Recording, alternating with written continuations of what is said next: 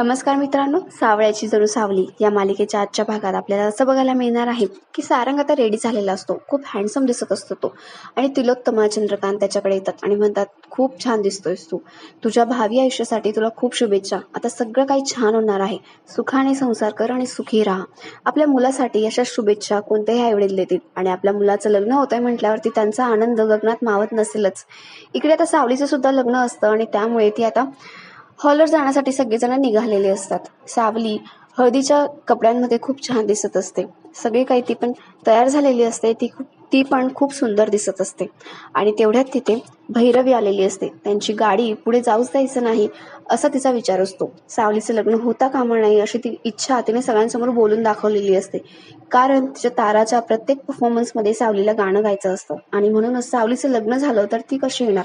आणि या हट्टामुळेच ती सगळ्यांना सांगत असते की सावलीचं लग्न मी होऊ देणार नाही.